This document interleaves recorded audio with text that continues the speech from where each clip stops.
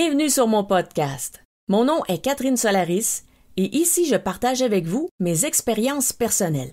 Contrairement à ma chaîne YouTube ou à mes livres et formations où je présente plutôt des notions et de la théorie. Donc si vous avez envie d'entendre des expériences vécues et des réflexions sur le domaine de l'ésotérisme, de la spiritualité et du développement personnel, vous êtes à la bonne place.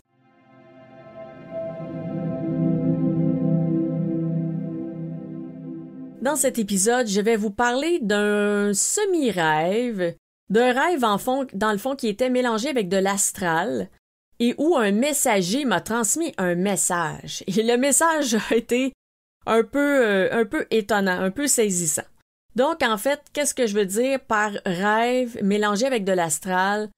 C'est que la nuit, bien sûr, on fait des rêves. Donc, les rêves, ce sont dans notre tête. Les rêves, ce sont dans notre subconscient. Et ce que je répète souvent, c'est que notre subconscient, c'est lui qui a la priorité la nuit. Parce que là, on est dans un corps physique. Le corps physique, c'est lui qui a la priorité. Si le subconscient, si notre cerveau a besoin de faire un ménage dans nos pensées, dans notre mémoire, d'emmagasiner aussi dans la mémoire, parce que les rêves apparemment servent à faire une classification de ce qui a été mémorisé durant la journée. Si le subconscient a besoin d'évacuer des émotions, de nous faire comprendre des choses aussi, parce que parfois on peut s'en servir comme outil de développement personnel. Les rêves, ça se fait très bien, ça je l'ai souvent fait. Je vous en reparlerai d'ailleurs parce que c'est des notions très intéressantes et très utiles. Mais c'est ça. Tout ça pour dire que le subconscient va toujours avoir priorité sur le reste. Ensuite, qu'est-ce qu'il y a d'autre la nuit? Il peut se produire une projection astrale. La projection astrale, dans mes termes à moi, projection égale projeter, un peu comme un projecteur de cinéma. C'est-à-dire que le projecteur est là, mais il projette une image sur un écran. Donc, le projecteur ne se déplace pas et l'image ne se déplace pas tant. Elle est juste projetée à un endroit. Un peu comme quand on fait une voyance et on projette notre esprit ailleurs et là, on voit un lieu, on voit une personne. Ça, pour moi, c'est de la projection astrale. Donc, c'est la projection de notre esprit dans l'astral. Ça peut se produire la nuit aussi. Qu'est-ce qui peut se produire la nuit? Ça peut se produire aussi un voyage astral. Alors, par voyage, ce que j'entends, c'est vraiment une décorporation, donc l'âme qui sort du corps et qui s'en va en déplacement, donc en voyage, dans les différents plans de l'astral. Alors, ça aussi, c'est possible. Ensuite, qu'est-ce qui peut arriver aussi? Il peut arriver qu'on ait une sorte d'entre-deux qui va rejoindre un peu plus la projection astrale, mais qui va être mélangée aussi avec le rêve. Donc, ce qui se passe, c'est qu'on est quand même dans notre tête, on est quand même dans notre rêve, et là, on a des images du monde humain. Parce qu'on s'entend que l'astral, il n'y a pas de table, il n'y a pas de verre d'eau, il n'y a pas de maison en tant que telle. Et oui, il y a des lieux, mais l'astral, c'est fait d'énergie. L'énergie, elle est traduite par notre cerveau humain, qui va convertir la symbolique de cette énergie-là sous la forme d'objets. Donc, si on perçoit une énergie d'amour dans l'astral, on pourrait voir un cœur dans notre rêve. Et ça, j'en parle plus en détail dans mes vidéos YouTube, donc je ne vais pas m'étaler sur la théorie, mais c'est juste pour comprendre un peu qu'est-ce qui peut se passer. Donc, si on est en projection astrale, notre esprit s'en va dans l'astral. Mais là, il est encore relié à notre cerveau. Alors, ce que ça va faire, c'est ça va donner une sorte de rêve, mais qui peut être mélangé avec des éléments de l'astral, et souvent cet astral, justement, c'est un astral qui est plus près de la Terre. Donc, c'est pas un astral qui va être sur des plans très éloignés, parce que les plans très éloignés sont très difficiles à conceptualiser pour notre cerveau, et ça, c'est assez spécial, je vous dirais. Donc, ce qui s'est produit dans ce cas-ci, c'est que j'étais justement dans un lieu de l'astral, très probablement, justement, comme je disais, sur la Terre, mais j'étais pas en voyage astral, j'étais en projection astrale parce que tout ce qui était là était quand même assez imagé avec une ambiance humaine. Donc, des petits bâtiments, des gens.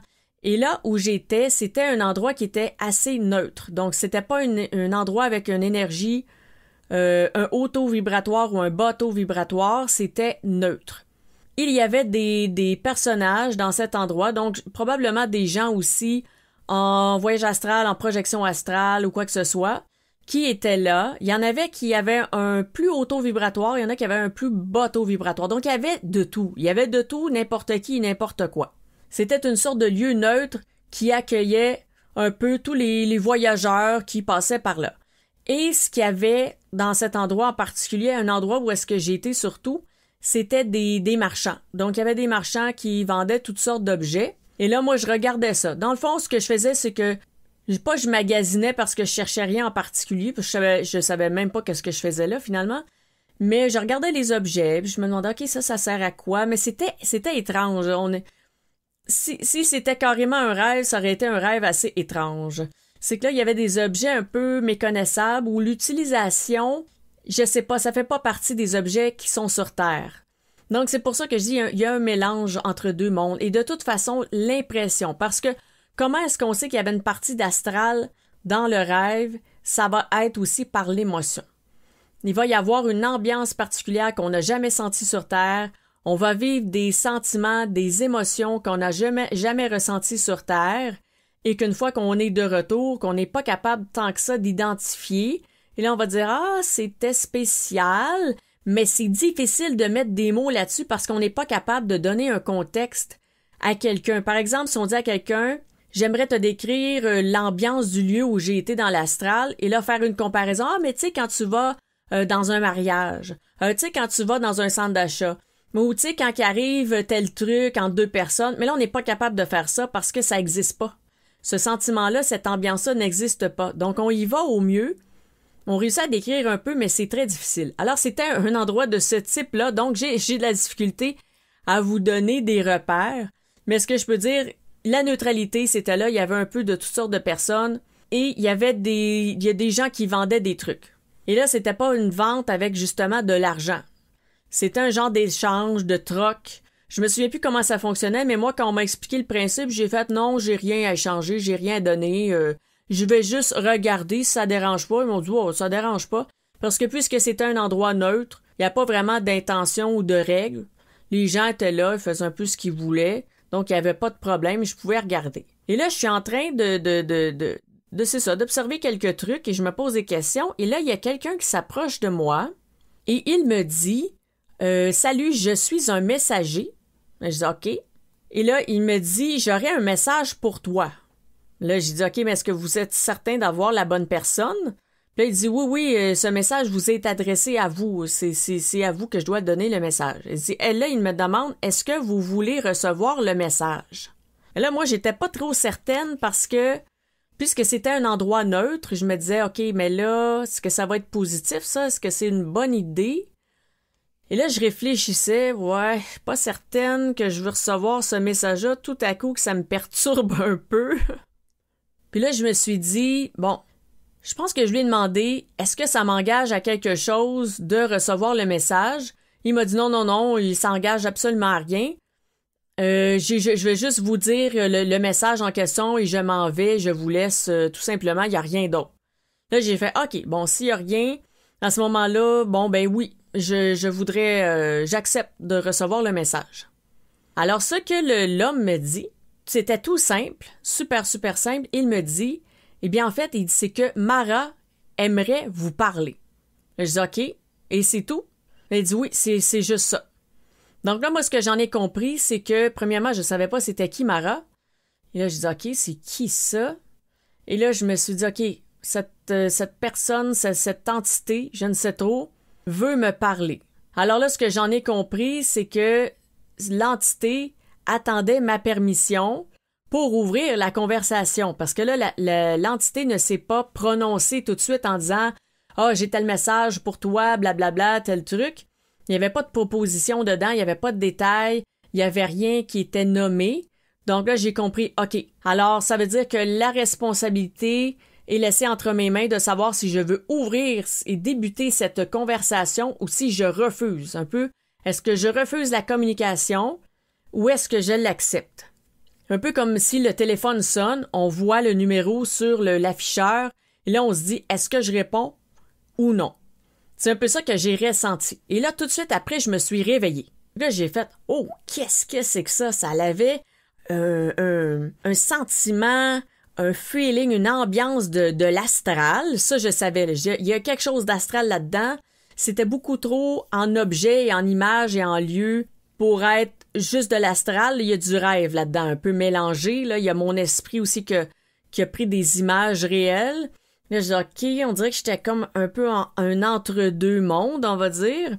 Et là, c'était neutre. Je dis, mais là, c'était neutre. Ça veut dire que ça peut être autant quelque chose de positif que de négatif. Tout est possible, là. Là, je dis, ouais, mais là, si je sais pas, moi, si c'est positif, j'ai pas envie de dire, OK, j'accepte, là. J'avais pas envie. Je sais pas c'est qui, je sais pas c'est quoi. Alors, qu'est-ce que j'ai fait?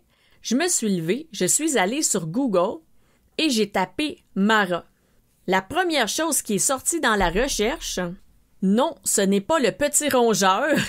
Ce qui est arrivé pour moi dans ma recherche, à ce moment-là, ce jour-là, c'est Mara, qui est un mot apparemment en sanskrit, qui vient en fait des systèmes de croyances du bouddhisme, entre autres, parce que si je me souviens bien, là, il y avait d'autres sources aussi.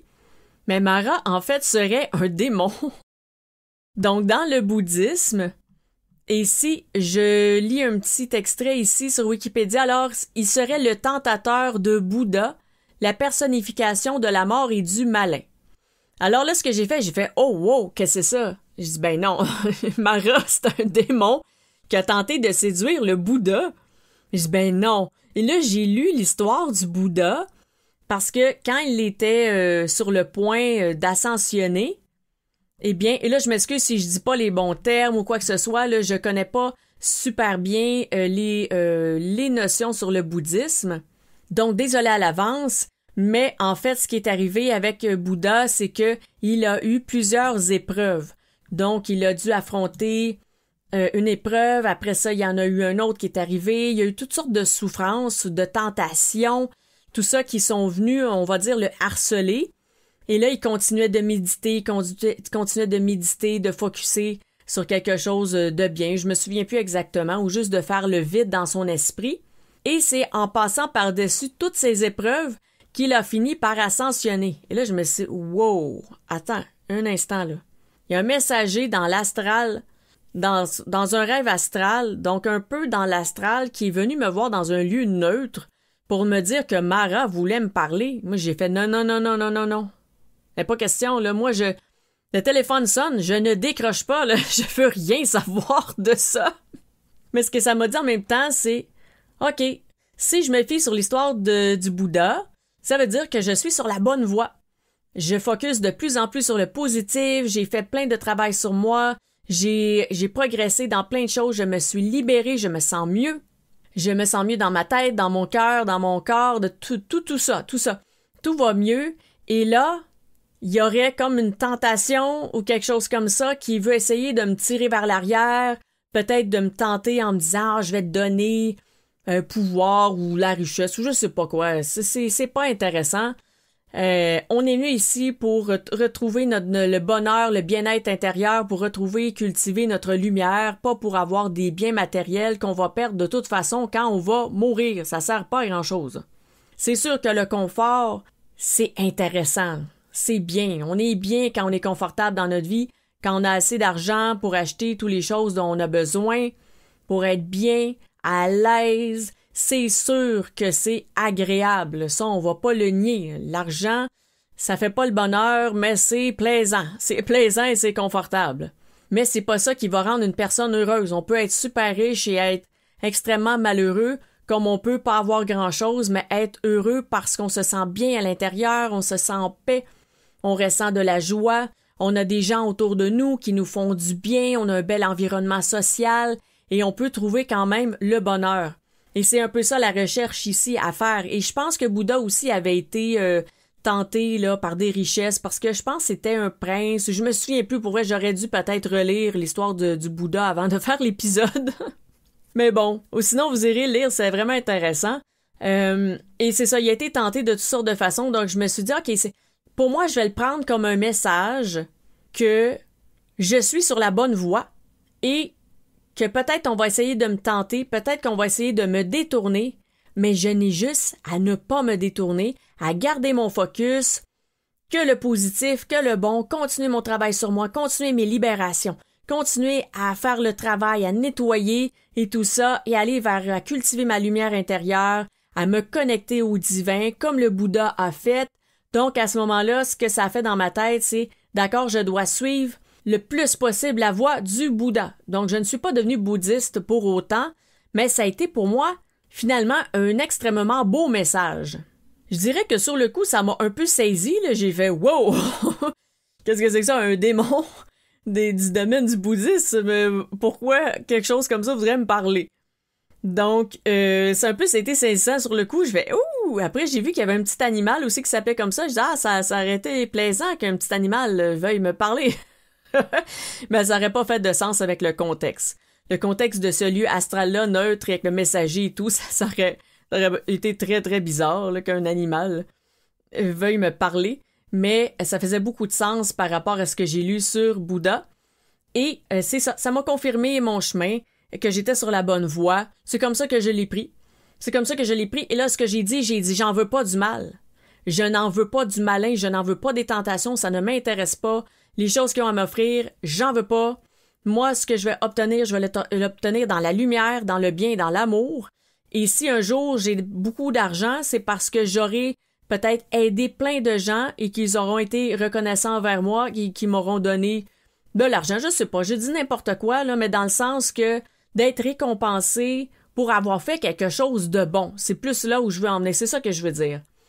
Avoir une récompense ou quelque chose de plus, un surplus, une sorte d'abondance financière parce qu'on a mis quelque chose de bon, de positif, qu'on a fait du bien sur Terre, qu'on s'est fait du bien d'abord à soi, hein, parce qu'il faut commencer par soi, sinon comment on le fait pour les autres si on sait même pas le faire pour nous-mêmes. Donc on commence par soi, on se fait du bien et ensuite on fait du bien aux autres et puis si là, ça donne quelque chose après qui apporte des finances ou je sais pas quelle autre offre que Mara voulait me faire, mais ça va tout arriver dans le bien. On n'a pas besoin du mal pour avoir des trucs, pour se sentir mieux, tout ça, là, tout ça, ça se fait et ça peut s'obtenir avec le bien. Et jusqu'à un certain point, si on parle de finances, tu sais, avoir des finances qui sont exponentielles, ça sert pas à grand-chose. À un moment donné, un humain, là, ça a besoin de dormir, s'abriter, c'est ça, se protéger, s'habiller, manger, s'amuser, c'est bien sûr, des choses comme ça. Mais à un moment donné, quand tu as une tonne d'argent, c'est parce que ça dépasse les besoins humains. C'est pas nécessaire. Donc, voilà. Alors, Mara, probablement fait une tentative. Ça m'a confirmé que j'étais sur le bon chemin. J'ai fermé la porte. J'ai dit non, ça c'est non. Moi, je m'en vais vers l'avant, je m'en vais vers la lumière et la lumière me donnera ce dont j'ai besoin pour être heureuse. Et les gens que j'aiderai ou qu'on s'aidera, on se tendra la main entre nous, eh bien, on s'apportera quelque chose de plus. Et ça, c'est merveilleux parce que c'est un échange et un don qui est volontaire et non pas comme une sorte de pacte de « Ah, je vais te donner ça si tu fais ça pour moi. » Non, non, non, non. On fait pas de deal comme ça, là. C'est horrible, ça sert à rien. En plus, ça n'a pas un effet qui va s'étendre à d'autres personnes parce que quand on aide une personne et là, elle nous remercie, mais là, de la gratitude, c'est parfait, mais cette personne-là, elle va mieux. Elle va pouvoir aider une autre ou elle va avoir un impact positif sur d'autres, donc ça devient exponentiel quand on va dans le positif. Tandis que si on fait une entente avec une entité mauvaise, ça reste entre les deux, là. C'est le deal, c'est entre les deux. C'est entre l'entité mauvaise et la personne. Et là, ils font un échange. Souvent, l'échange est très malsain. Et ça apporte du négatif. Et peut-être des fois, ça fait juste pas avancer du tout. Donc, on perd notre temps, on perd nos énergies, on perd de tout. Parfois, ça peut amener aussi des mauvaises émotions, peut-être... bref, toutes sortes de trucs. Mais quand il va dans le positif, ça devient exponentiel parce que ça se répand, ça s'étend. Donc, voilà, c'est pas mal ça pour la petite visite que j'ai eue et le message que j'ai eu. C'est arrivé à d'autres moments aussi que j'ai eu des mots très particuliers dans un rêve. Et ça, je vais vous en reparler dans un autre épisode de podcast. Et aussi, dans un autre épisode de podcast, je vais vous parler aussi qu'il y a pas seulement une histoire avec Mara. Il y a d'autres entités négatives qui ont, je mettrai ça dans ces mots-là, qui ont tenté de me recruter. Donc, de me recruter du côté du mal, je vais dire ça dans ces mots-là, là, pour résumer. Et ça, j'ai entendu la même chose d'une personne qui était sur un podcast qui était mort et était revenu. Donc, il a fait une expérience de mort imminente qu'on appelle EMI. Et cette personne-là a dit, une fois qu'elle était de l'autre côté, elle est allée dans des lieux un peu sombres parce que dans sa vie, elle était pas nécessairement dans un auto-vibratoire, là. Donc, elle s'est ramassée dans des lieux un peu sombres et là, il y avait des entités qui ont essayé de recruter cette personne. J'ai dit, oh, ça ressemble beaucoup à ce qui m'est arrivé. C'est sûr que c'était différent, là, mais dans le concept, dans la base de la chose, ça se ressemblait beaucoup. Et là, j'ai fait, wow, ok, je pensais pas qu'il y en avait d'autres, que c'était comme ça. Et c'est pas quelqu'un là qui était vraiment dans l'ésotérisme, qui avait plein de capacités ouvertes, c'était pas nécessairement ça, mais son expérience était tellement juste, tellement pertinente, avec des points tellement semblables à moi, et je connais pas cette personne-là, là. Je pense que c'est quelqu'un aux États-Unis ou ailleurs, je sais pas. Donc une personne dans le monde a une expérience similaire à la mienne, c'est sûr qu'il y en a d'autres à qui c'est arrivé. Donc je vais vous en reparler aussi de cette expérience-là dans un autre épisode de podcast. Ou sinon, je verrai comment je transmets l'information. Alors voilà, pour cette histoire de Mara, ça fait le tour. Et donc, je vous dis à la prochaine!